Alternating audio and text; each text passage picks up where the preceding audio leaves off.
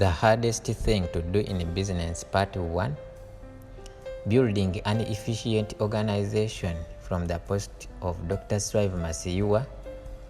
As an entrepreneur, you may have a great idea or innovation which you believe is going to change your community, your country, or maybe even the world we live in. And you will probably make a lot of money along the way.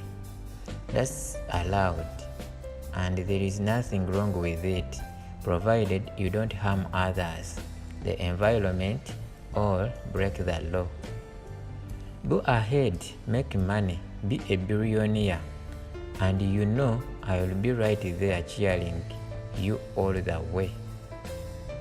But before you can ever get there, you will have to build an efficient business organization, employing lots of people, because no one can do these things alone.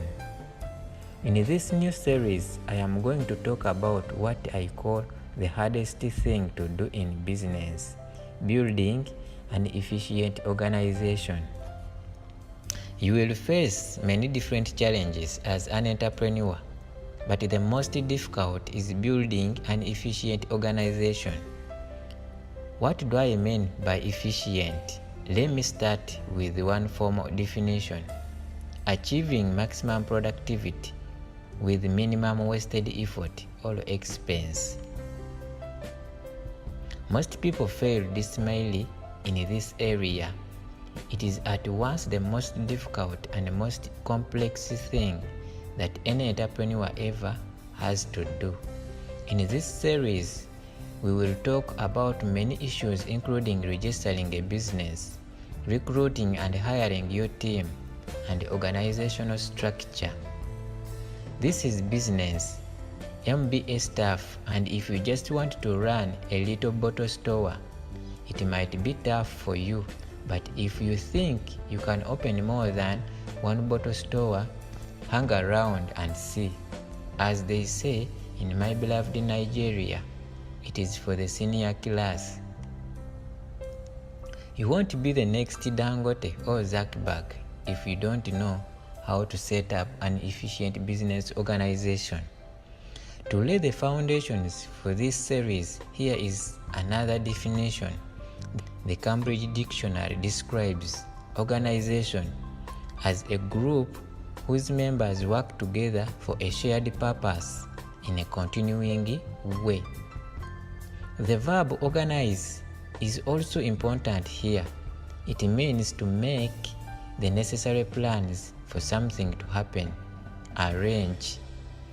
Do I really need to write much more? If only it were as simple and straightforward as it sounds. Building an organization has many different aspects. Can you tell me the importance of nearly each and every word in these 3 definitions?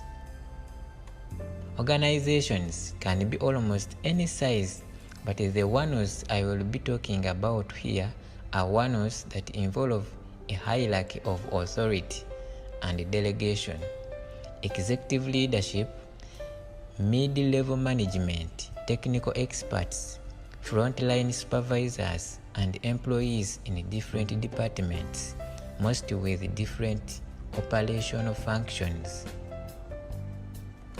This means a complex array of people with different talents and skills, like those I am proud and blessed to have on our company's teams globally. Maybe different roles and gifts, but the key non-negotiable ingredients: integrity, shared vision, mutual respect, accountability. I won't dwell on problems so much as solutions in this series, but to get started, here is a list from MC Kinsey's report on some of the biggest challenges faced by companies, young and old, trying to build organizational capability. Organizational resistance to change, lack of resources, lack of credible metrics, lack of identification of who is accountable for execution, inability to gain attention and buy-in from line managers, lack of senior management support, lack of clear vision or objectives, ineffective training approaches, inconsistent application of methods, processes. Now you see why I have said building an efficient organization is the hardest thing to do in business. But with great people on your team, all is possible. We will get started on this and more next time.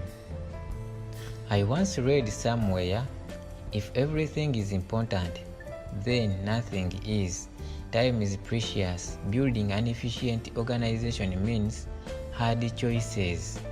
You may naturally be buried in day-to-day work, but never lose sight of the company's vision and the core values. Set your priorities each day and stick to them. Otherwise, chances are good at your scattered efforts will lead you and maybe your whole organization every which way except forward.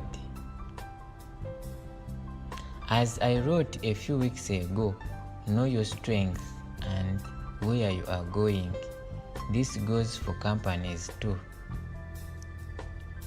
There is nothing that unsettles me more than a disorganized person. I just don't want them around me. Similarly, I don't like disorganized situations of any kind. One of my favorite all-time books is a little book called Shackleton's Way. I read this when I faced some of the toughest leadership challenges of my career. I was totally stunned when I read it. You would be wise to include it in your reading list.